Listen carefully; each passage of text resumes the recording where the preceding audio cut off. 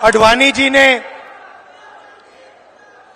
अपनी किताब में लिखा था, उन्होंने एक किताब लिखी थी और किताब में लिखा था कि जो आरएसएस और बीजेपी की सच्ची लेबोरेटरी, मतलब सच्चा कारखाना गुजरात में नहीं है मगर मध्य प्रदेश में है, ये उनका कहना था। तो जब मैं इस भाषण की तैयारी कर रहा था तो मैंने सोचा, आडवाणी जी ने कहा था कि मध्य प्रदेश उनकी लेबोरेटरी है, उनका कारखाना है, तो चलो देखते हैं आरएसएस और बीजेपी की लेबोरेटरी में, कारखाने में ये क्या क्या काम कर रहे हैं। दो तीन उदाहरण आपको देना चाहता हूं। बीजेपी की लेबोरेटरी में मरे हुए लोगों का इलाज किया जाता है और उनका पैसा चोरी किया जाता है। हिंदुस्तान के किसी और प्रदेश में मरे हुए लोगों का इलाज नहीं होता है, मध्य प्रदेश में मरे हुए लोगों का इलाज होता है और पैसा चोरी किया जाता है।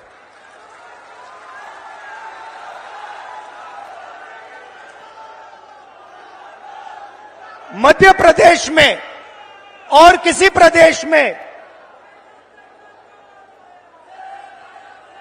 शिव जी, भगवान शिव से चोरी नहीं की जाती है, मध्य प्रदेश में महाकाल कॉरिडोर में शिव जी से चोरी की जाती है।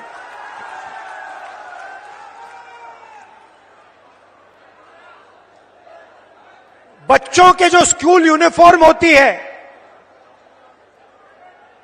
उनका मिड डे मील का भोजन का पैसा होता है, वो बीजेपी लेबोरेटरी में उनसे चोरी की जाती है। मध्य प्रदेश के भविष्य से, छोटे छोटे बच्चों से चोरी की जाती है। व्यापम में 1 करोड़ युवाओं के भविष्य को बर्बाद किया जाता है, 40 लोगों की हत्या हो जाती है, एमबीबीएस की सीट बिक जाती है और पटवारी बनने के लिए 15 लाख रुपए की रिश्वत देनी पड़ती है। मगर ये लोग वहां नहीं रुकते। बीजेपी की लेबोरेटरी में 18 साल में 18,000 किसानों ने आत्महत्या की है। हर रोज 3 किसान बीजेपी की लेबोरेटरी में आत्महत्या कर डालते हैं। मंदसौर में बीजेपी की लेबोरेटरी में को गोली मारी जाती है, पे 18% और पेस्टिसाइड पे 12% जीएसटी लग जाती है। ठहरिए, बीजेपी की लेबोरेटरी में हर रोज महिलाओं का बलात्कार होता है। 12 साल की में रेप होता है। भोपाल में एक लड़की का बलात्कार होता है और जब उसका भाई उसे बचाने की कोशिश करता है तो पुलिस के सामने उसकी हत्या कर दी जाती है। ये बीजेपी आरएसएस की लेबोरेटरी का काम। 45 सिलेंडर 11, और जहां भी देखो वहां पे प्राइवेटाइजेशन और कॉन्ट्रैक्चुअलाइजेशन किया जा रहा है। यह काम बीजेपी की लेबोरेटरी में आपके सामने किया जाता है। बीजेपी के लेबोरेटरी में आदिवासी जिला है। बीजेपी के नेता आदिवासियों के ऊपर पेशाब करते हैं।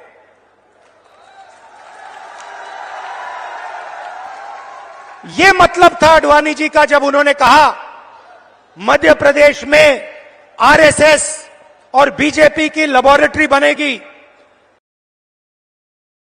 को करके दिखाया है। आदिवासियों के बीच आया हूं तो आपके बारे में थोड़ा कहना चाहता हूं। देखिए, शब्द बहुत जरूरी होते हैं। जब कमलनाथ जी भाषण देते हैं, हमारे नेता भाषण देते हैं, सोनिया भाषण देते थे, मैं भाषण देता हूं, ऐसी शब्द का प्रयोग करते हैं।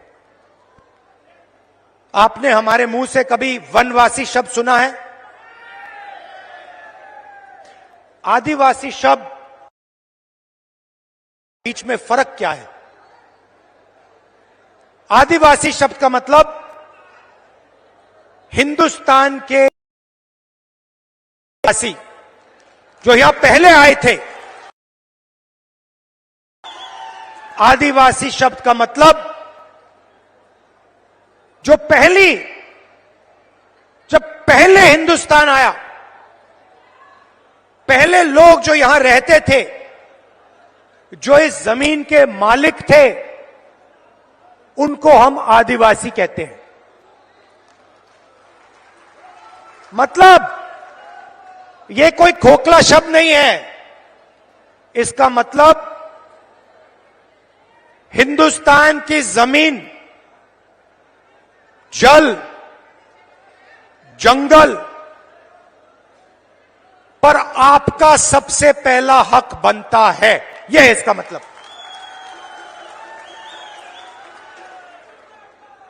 दूसरी तरफ वनवासी मतलब आपका जमीन पे हक नहीं बनता, आप तो जंगल में रहते हो।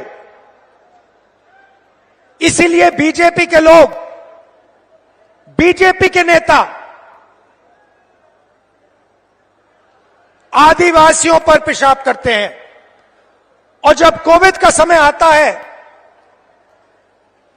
तो जो जानवर को भी खिलाया नहीं जा सकता, वो मध्य प्रदेश के आदिवासियों को खिलाने की कोशिश करते हैं। सड़ा हुआ अनाज आपको देते हैं। इनका कहना है कि आपको जंगल में रहना है। इनका कहना है कि आपके बच्चों को ना इंजीनियर बनना है, ना लॉयर बनना है, कि आपको बैंक लोन नहीं मिलना चाहिए, आपको आवास योजना में सही पैसा नहीं मिलना चाहिए, क्योंकि आप जंगल के हो, आपको जंगल में रहना चाहिए और आपको जंगल में मरना चाहिए। यह है आदिवासी और वनवासी शब्दों का फर्क।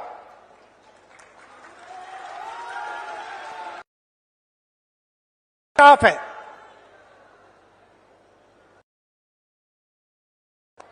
जमीन का हक मिलना चाहिए,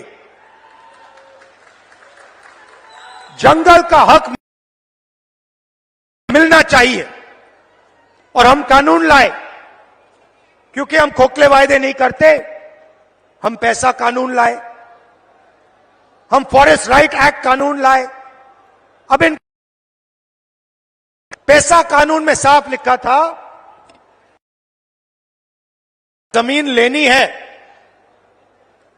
चाहे वो हिंदुस्तान का सबसे बड़ा उद्योगपति हो, अदानी हो, कोई भी हो, अगर जमीन लेनी है तो पहले जाकर हाथ जोड़कर ग्राम सभा के से जाकर पूछिए, नहीं तो जमीन नहीं ले सकते।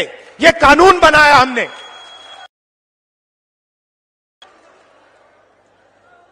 बीजेपी कहते नहीं, आप वनवासी हो, आपका जमीन पे कोई हक नहीं बनता, ग्राम सभा से कुछ पूछने की जरूरत नहीं, फॉरेस्ट डिपार्टमेंट जो करेगा वो करेगा, आदिवासियों का इसमें कोई हक नहीं बनता। और पैसा कानून को, एक्ट को उन्होंने रद्द कर दिया। 4.5 लाख पट्टे जमीन के पट्टे जो आपके हैं, जो आपको मिलने चाहिए, उन पट्टों को बीजेपी की सरकार ने रिजेक्ट कर दिया, रद्द कर दिया। क्योंकि वो कहते हैं भैया आप आदिवासी नहीं हो, आप वनवासी हो, जमीन का तो आपका हक बनता ही नहीं है। सरकार ने 3.5 लाख पट्टे आपके हवाले कर दिए थे।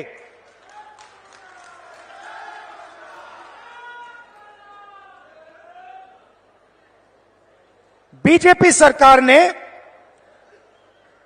धमकी देकर, डराकर आपसे जमीन छीनी। जोबट में, मंडला में, डिंडोरी में आपने धरना की, आप खड़े हो गए, आपने कहा हम आपको जमीन नहीं देना चाहते, मगर हिंसा के साथ सरकार के बल को प्रयोग करके आपको हटाया गया और जो आपका है आपसे छीना गया। जल, जमीन और जंगल, मैं आपको यहां गारंटी देके कह रहा हूं, जो आपका है वो आपको हम वापस दे देंगे। जो आपकी जमीन का हक है हम आपको दे देंगे। अब मैं आपसे अब एक मजेदार बात बोलना चाहता हूं।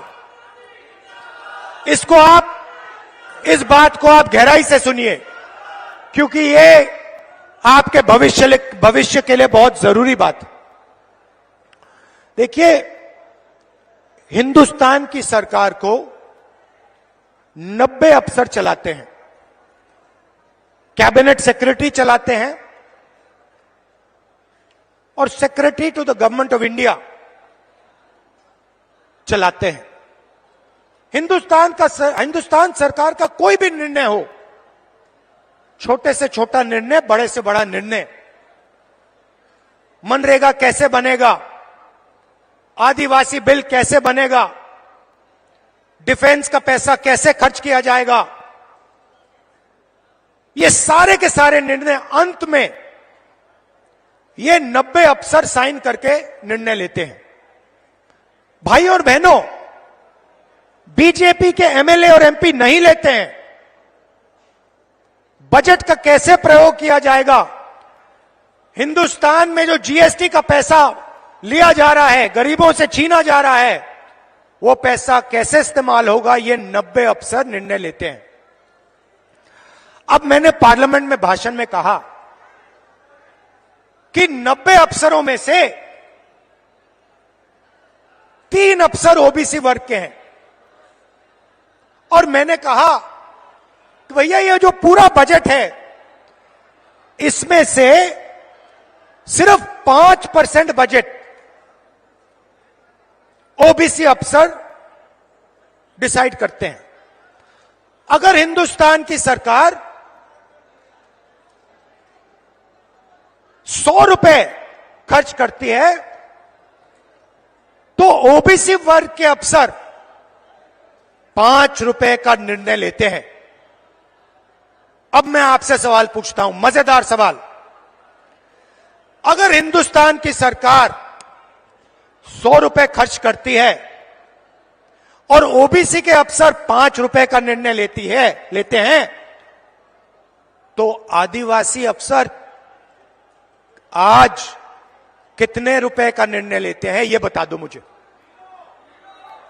भाई और बहनों, ये हिंदुस्तान, हमारे देश को चलाते हैं। आप मुझे बताइए, अगर हिंदुस्तान की सरकार 100 रुपए खर्च करती है तो आदिवासी अफसर कितने रुपए का निर्णय लेते हैं? जब मैं आपको बताऊंगा, जवाब दूंगा, आप हिल जाओगे। शर्म की बात है। भाई और बहनों,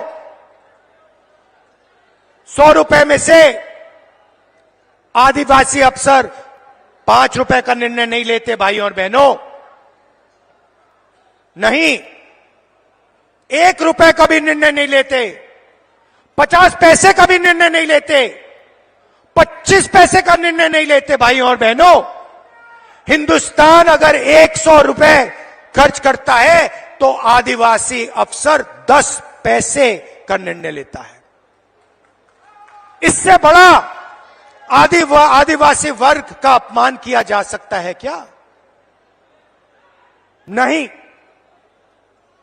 इसीलिए हम सवाल उठा रहे हैं। आदिवासियों को इस देश में आज क्या हक मिलना चाहिए, कितना हक मिलना चाहिए,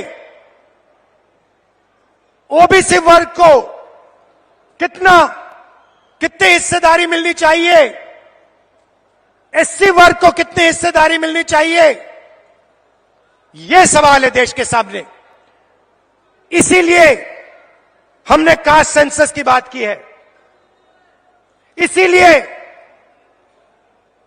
हम कास्ट सेंसस चाहते हैं, जाति जनगणना चाहते हैं, और हम करवा के दिखाएंगे। भाइयों और बहनों, आप देखिए, पहले नरेंद्र मोदी भाषणों में वनवासी कहते थे, जहां भी जाते थे पहले कहते थे वनवासी। मैंने एक भाषण किया, मैंने कहा नरेंद्र मोदी जी, आप आदिवासियों का अपमान मत करो, आप ये वनवासी शब्द कभी फिर से प्रयोग मत करो। अब आप देखिए नरेंद्र मोदी जी का भाषण देखिए, अब वो वनवासी नहीं कहते, अब वो आदिवासी कहते हैं। मुंह से आदिवासी शब्द निकलता है, दिल में वनवासी शब्द है। भाइयों और बहनों, मुंह से आदिवासी, दिल और दिमाग में वनवासी। हमारी नीयत साफ है, दिल से आदिवासी, दिमाग से आदिवासी, मुंह से आदिवासी, कर्मों से आदिवासी। हम यहां आपको झूठ बोलने नहीं आए हैं। भाइयों और बहनों, हमारी गारंटी सुन लीजिए। मैंने आपसे कहा था, आपकी जो जमीन है उसका हक आपको मिलेगा।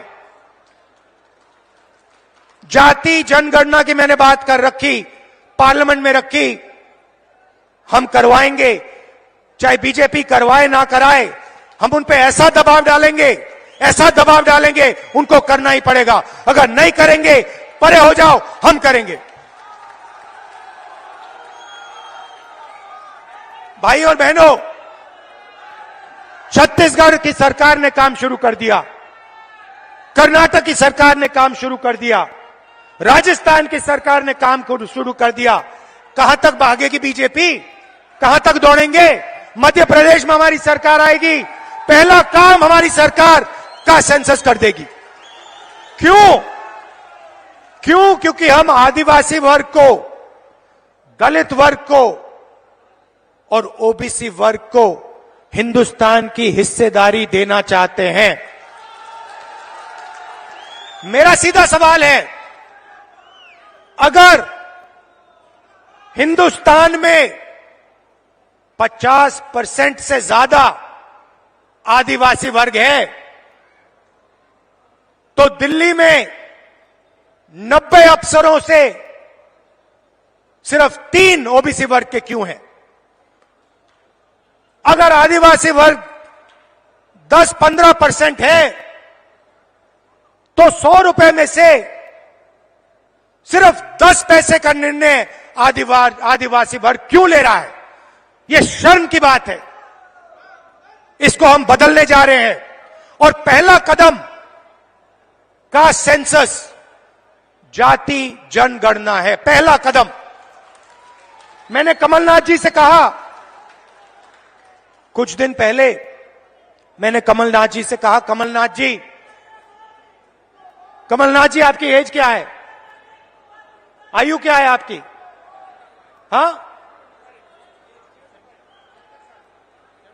72 साल की एज है। आप देखिए, कांग्रेस के नेता हैं, कभी जीप पे चढ़ जाएंगे, कभी भारत जोड़ो यात्रा पे निकल जाएंगे। कुछ दिन पहले भीड़ के बीच में घुस गए, थोड़ी सी चोट लग गई, घुटने में चोट लग गई।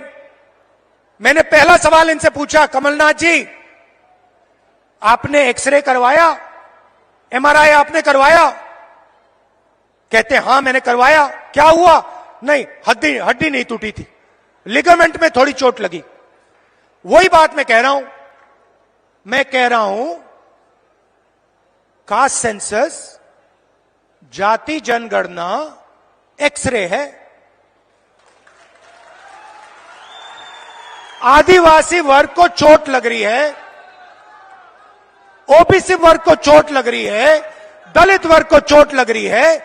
चलो पता लगा लेते हैं, एक्सरे कर लेते हैं, दूध का दूध पानी का पानी हो जाएगा, साफ हो जाएगा पूरा। अब मैं नरेंद्र मोदी को चैलेंज दिया, मोदी जी आप प्रधानमंत्री हो, देश का एक्सरे करा दो। कांग्रेस पार्टी ने जाति जनगणना की थी, उसका जो डेटा है मध्य प्रदेश की जनता के सामने, ओबीसी युवाओं के सामने रख दो। कभी नरेंद्र मोदी जी पाकिस्तान की बात करेंगे, कभी अफगानिस्तान की बात करेंगे, कभी साउथ इंडिया की बात करेंगे। क्या मतलब इधर ध्यान करवाएंगे, उधर दिखवाएंगे, ऊपर दिखवाएंगे, नीचे दिखवाएंगे। अरे नरेंद्र मोदी जी का सेंसस है, जाति जनगणना, उसके बारे में अपने भाषण में बोल दीजिए। अब मध्य प्रदेश का हर ओबीसी युवा, भाई और बहनों, मैं आपकी बात कर रहा हूं, आपके भविष्य की बात कर रहा हूं। आप बेरोजगार क्यों हो? समझो, बेरोजगार हो क्योंकि आपके लोग हिंदुस्तान की सरकार को नहीं चला रहे, बजट के निर्णय नहीं ले रहे। कल भाई और बहनों, ओबीसी भाई और बहनों, युवाओं, प्रेस कॉन्फ्रेंस हो रही थी मजेदार, मुझसे सवाल पूछ रहे हैं मोदी जी के बारे में, इजराइल के बारे में, अलग अलग सवाल। मैंने एक सवाल रख दिया सामने, मैंने प्रेस वालों से पूछा, भैया एक बात बता दो, आप यहां पे 200-300 लोग,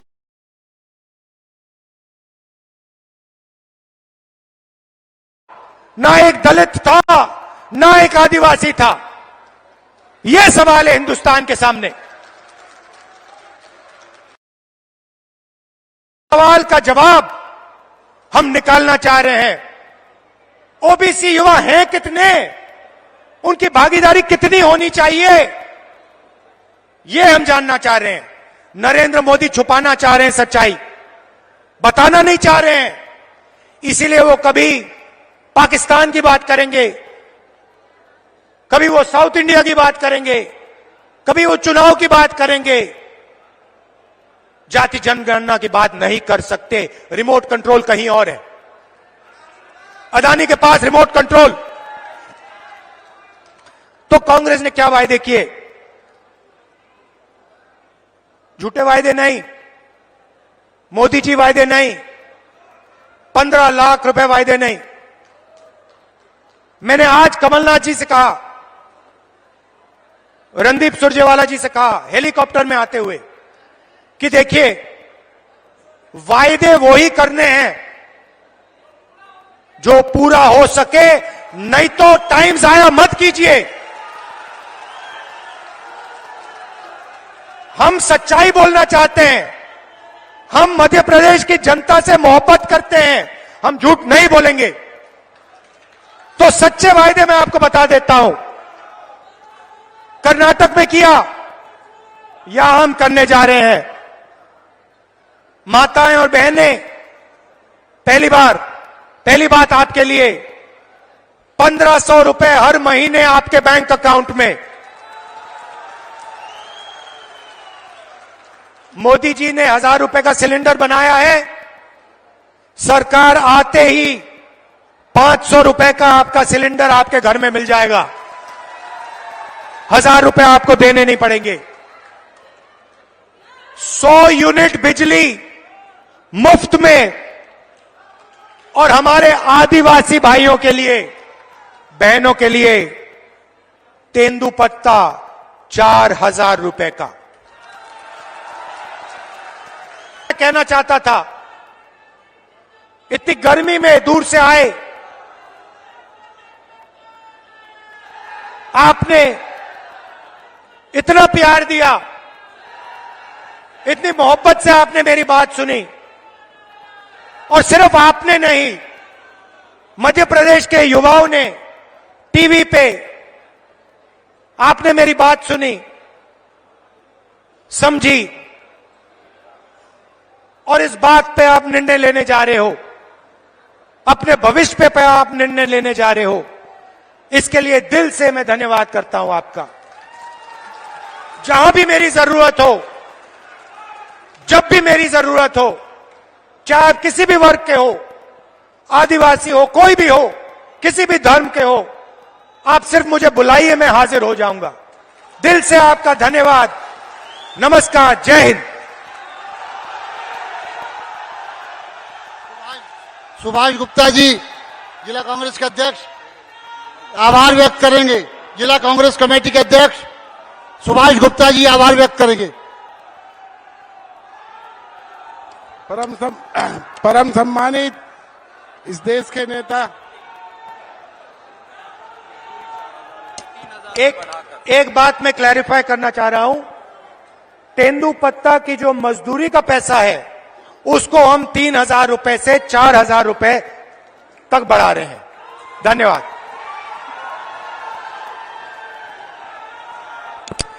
माननीय राहुल जी का, कमलनाथ साहब जी का, सभी लोगों का, मंच हसीन और जनता का बहुत बहुत आभार, बहुत बहुत आभार।